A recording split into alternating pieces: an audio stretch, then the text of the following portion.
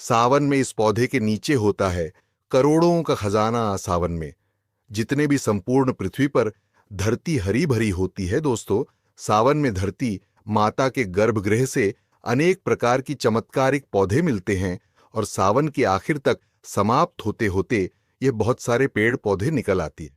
दोस्तों, आज बहुत ही चमत्कारी पौधे के बारे में बताएंगे। करोड़ का खजाना छिपा होता है सावन के महीने में। इस मौसम में थोड़ी सी मेहनत करके इन खजाने को आप अपना बना सकते हैं।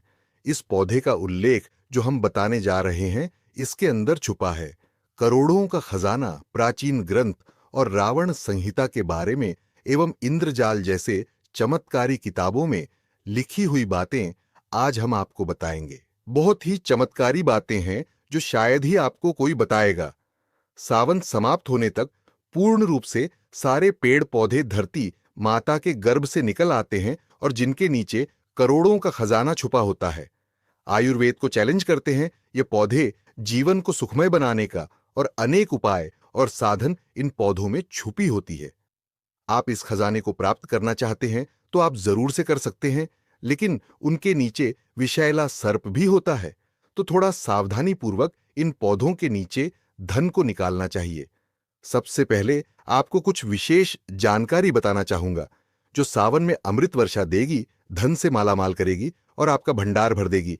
पेड़ पौधे जो होते हैं, इन पर सावन के महीने में रिमझिम बूंद पड़ने से पुनः धरती मैया के गर्भ से निकलना यह प्रारंभ करते हैं और बहुत ही आसान तरीके से इन पौधे की पहचान करके धन को प्राप्त किया जा सकता है।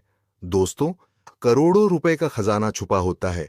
इन पौधों के नीचे जानकारी जानने से पहले, वीडियो में आगे बढ़ने से पहले सभी लोगों से निवेदन है कि वीडियो को लाइक करके दिल से चैनल को सब्सक्राइब जरूर करें और कमेंट बॉक्स में भोलेनाथ का नाम लिखना बिल्कुल ना भूलें। यह 5 पौधों के बारे में आज हम आपको जानकारी बताएंगे। इनको खोजना आसान है और यह बरसात के मौसम में बहुत ही आसानी से मिल जाते हैं।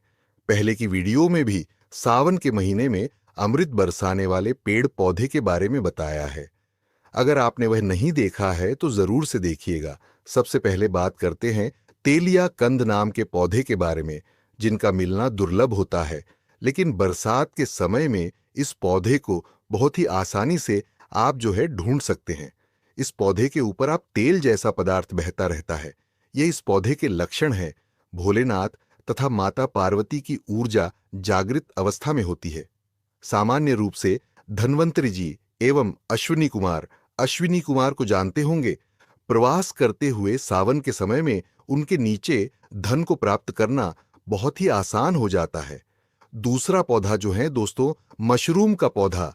ध्यान से आप मशरूम के पौधे को देखें। मशरूम के पौधे के नीचे करोड़ का खजाना छुपा होता है। लेकिन दोस्तों, ये मशरूम नहीं जो हमारे घर के आसपास में होते हैं। दोस्तों, यह मशरूम साधारण मशरूम से अलग होता है। इससे आप इन लक्षणों से पहचान सकते हैं। इसके कुछ लक्षण इस प्रकार हैं।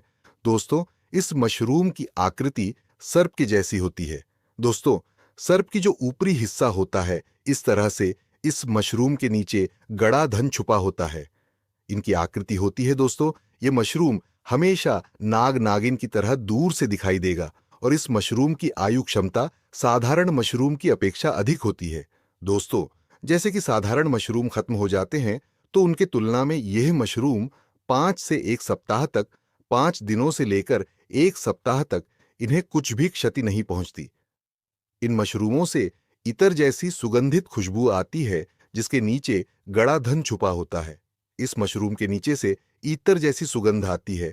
ये भूमि में गर्माहट पैदा करता है और मशरूम के लक्षण और इसके नीचे दबे धन को प्राप्त करने का यह था तरीका। और तीसरा पौधा नोट करें, यह है हल्दी का पौधा। दोस्तों, जंगल में जाने वाले व्यक्ति को अच्छे से पता होगा कि हल्दी का पौधा जंगल में पाया जाता है। इसके नीचे करोड़ का खजाना छुपा होता है। बहुत ही कम लोग हैं जो हल्दी के बारे में ज्ञान प्राप्त कर चुके हैं। हल्दी का पौधा धन खींचने की चाबी माना जाता है। साक्षात माता काली एवं माता लक्ष्मी के स्वरूप को माने जाते हैं। इसके घर में होने से धन का भंडार भर जाता है। हमने अपने चैनल में हल्दी से जुड़ी हुई चमत्कारी भूमि में गर्माहट पैदा करता है और मशरूम के लक्षण और इसके नीचे दबे धन को प्राप्त करने का यह था तरीका। और तीसरा पौधा नोट करें, यह है हल्दी का पौधा। दोस्तों, जंगल में जाने वाले व्यक्ति को अच्छे से पता होगा कि हल्दी का पौधा जंगल में पाया जाता है। इसके नीचे करोड़ का खजाना छुपा होता है। बहुत ही कम लोग हैं जो हल्दी के बारे में ज्ञान प्राप्त कर चुके हैं। हल्दी का पौधा धन खींचने की चाबी माना जाता है। साक्षात माता काली एवं माता लक्ष्मी के स्वरूप को माने जाते हैं। इसके घर में होने से धन का भंडार भर जाता है। हमने अपने चैनल में हल्दी से जुड़ी हुई चमत्कारी वीडियो भी बनाए हैं, जिसमें आप हल्दी के पौधे के कई फायदे देख सकते हैं। हल्दी के पौधे यह जंगली स्थान पर या फिर निर्जन स्थान पर उगते हैं और कम ही लोगों को उनके बारे में पता होता है। जहां हल्दी के पौधे होते हैं वह जमीन में धन गड़ा हुआ होता है। सावन के महीने में ईंधन को आप बहुत ही आसानी से प्राप्त कर सकते हैं।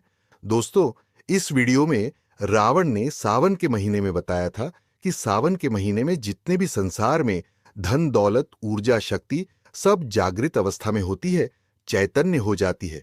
दोस्तों, धन की देवी माता लक्ष्मी को हम सब जानते हैं, लेकिन ये धन की देवी माता लक्ष्मी को धन देने का दर्जा, धन देने का पद किसने दिया?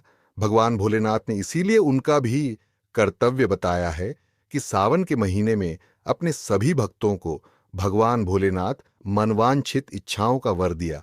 और भगवान शंकर जी, माता पार्वती, अर्थात जब धरती पर माता पार्वती भगवान भोलेनाथ आते हैं तो यह सारे धन ऊपर को उठा लाते हैं। चौथ पौधा नोट करें, जो कि जमीन पर लटका होता है, जिसका नाम है बरगद का वृक्ष। दोस्त, जमीन पर लटका बरगद के वृक्ष के नीचे करोड़ अरबों का खजाना होता है। इसके नीचे जो भी व्यक्ति धन खोजता है उसे ऊपरी भाग पर 12 फीट नीचे ही धन प्राप्त होता है। जो बरगद के वृक्ष के आसपास पुराने मंदिर हो, वहां पर जमीन में जरूर से धन दबा हुआ होता है। सावन में आप इसे प्राप्त कर सकते हैं। आसपास पुराने बरगद के वृक्ष जरूर से मिल जाएंगे। जमीन के आसपास में करोड़ों रुपए का दबा धन मिलता है। पुरानी मिट्टी के बने खिलौने, कौड़ी, चूड़ी और कंकाल भी मिल जाते हैं।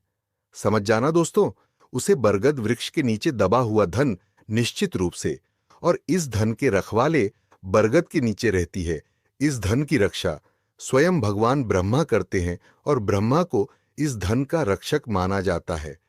5 प्रकार के आप उन्हें भोग अर्पित करते हैं, मिठाइयां अर्पित करते हैं, तो ब्रह्मा जी शांत स्वरूप में होते हैं और आपको वह धन प्राप्त करने में कोई बाधा नहीं देते हैं। दोस्तों, सफेद मदार का पौधा भी साक्षात भगवान शिव का एक अमूल्य वरदान है, जो कि धन का भंडार से भरा होता है। सफेद मदार के पुष्प अत्यंत प्रिय होते हैं।